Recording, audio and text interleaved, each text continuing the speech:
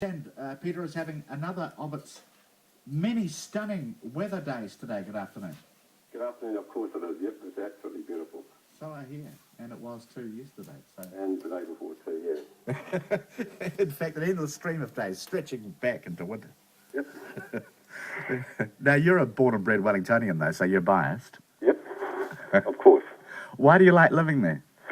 Well, I just think that, it's the people. It sounds a bit corny, but I just find the people in Wellington are sort of more mature, and we're sort of more streetwise and more worldly. We're not parochial here. I think without insulting Western New Zealand, most of Western New Zealand is a little bit parochial and quite sensitive about a little bit of a small man syndrome type of thing. I find people in Wellington here are pretty relaxed and don't take themselves too seriously or life too seriously, and I enjoy that sort of attitude, really. And they're better looking and kinder and more generous, all those things. Of course. You've been away, though. You lived up north, didn't you? Yeah, I lived in Hamilton for a couple of years. My eldest daughter was born up there, and I really enjoyed it. Great bunch of people out there as well, but the work wasn't there for me, so I came to Wellington where it was more stimulating from a work environment point of view. So, how stimulating is that work environment now? You're in real estate, aren't you? Yeah, commercial real estate. I'm for the registered value, and pretty much all my career of over 40 years has been in commercial real estate, either valuing or selling or leasing. But yeah, it's pretty tough. We're at the pointy end.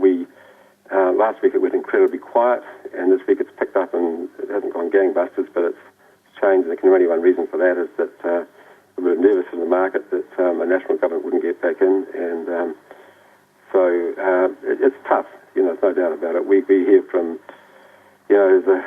almost the billionaires right down to the local sort of small business who can only afford to pay $100 a week for rent. We hear from all those sorts of people, and it's interesting, dealing with that on a daily basis. The message is pretty much the same right across the board, that it's tough out there. You're with Wellington Realty, aren't you? Yes. So, do people in real estate have better crystal balls? I mean, we all regard the real estate industry as, being, for obvious reasons, more optimistic than some of the other prognosticators. But I'm not like that, really. I mean, in tough times, I always think of Edmund Hillary, that, he didn't say to George, what his name is, I've forgotten now, his boss, look, this is easy, I'm going to get to the top easily. He said, look, I think I can do it, it's going to be bloody tough, but I'm going to find a way. And I think that's the attitude you've got to take at the moment. That's our kind of attitude. Look, it's not easy. We'll find a way, and he found the Hillary step, and I think that's always a good example and inspiration to follow, really. Find your own Hillary step. Yep. Work it out. It's tough. I'm not the sort of person who says, look, it's easy, forget about it, we'll just do this. I say, look, it's going to be hard, but I'll work bloody hard for you and get the job done, Yeah. Have many people left the industry? I mean, that's the other thing. There's usually a cull at this sort of time. Yeah, lot do, yes, they have, yeah. Yeah. Oh, well, in one sense, that makes it easier because there's less, fighting for the dollars that are available. Absolutely, yeah. Oh, very good. All right, well, it's a nice day, as we said, and that usually makes the world look a lot better. Absolutely. Yeah, that's easier. It makes life easier. It does, doesn't it? It's wind and rain, So. Yeah, exactly.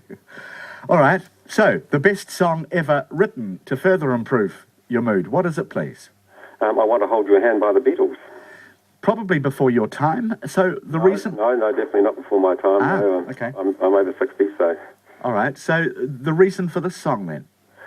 Well, I just think, and in fact I've Googled it since I sent my email, and it was a song that changed the world. It was a song that launched the Beatles and the British invasion in the States. Yeah. And, you hit it in the States and you hit the world, and there's no doubt about it, the Beatles actually changed the world. They changed fashion, they changed attitudes, they were liberating, they did a lot of things, and I still think McCartney and Lennon are the number one songwriters, certainly of the 20th century, and almost all of their hits would stand up today and go straight to number one, probably, It did start everything, didn't it?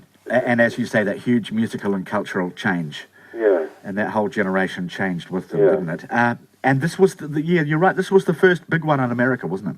Yeah, well, I did hesitate whether I should nominate Please Please Me, which was the big hit that they had in the UK and also New Zealand, and I've, one of those moments of our generation, remember when we heard about President Kennedy and Bobby Kennedy and Martin Luther King, and I remember when I was young young boy, first hearing Please Please Me in the playground at primary school, Yeah. and thinking, wow, what's that? You know, I was 12 years old, and I thought, my goodness, what's that? And I've never heard music like that before.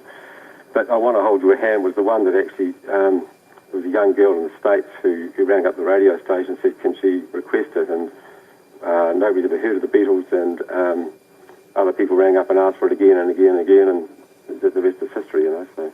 Is that how it got played? That's interesting. I hadn't heard that story. And it's still their number one single selling worldwide. It's their number one song they ever sang. They ever mind you, they never released it yesterday in a lot of as a single, so that might have beaten it if it had been released as a single in some countries. So it beats out Hey Jude, beats out Eleanor Rigby, beats out all those massive hits that came later. It's still I Want to Hold Your Hand. Well, a lot of them weren't released as singles, you know, which is one of the interesting things. And they say they had 17 number one hits, but Yesterday was never released as a single, except I think in a few countries. So it's always one of those things that had they released a lot of other songs as singles, you know, they would have probably had 40 or 50. So it would have been well ahead of everybody else. So. You've got me trying to imagine what it must have been like in a school playground hearing this song for the first time. I remember the moment. I wasn't. It was like, please me. Yeah, no, I knew that. Yeah, but yeah, you had the please me moment. A difficult decision for you to choose between those two songs. Yeah. All right, but for an American kid, it would have been this one. Yep. Okay, we'll play it now. Very nice to talk with you, Peter. Thanks. Same to you. Peter Ward choosing the best song ever written, The Beatles and I Want to Hold Your Hand.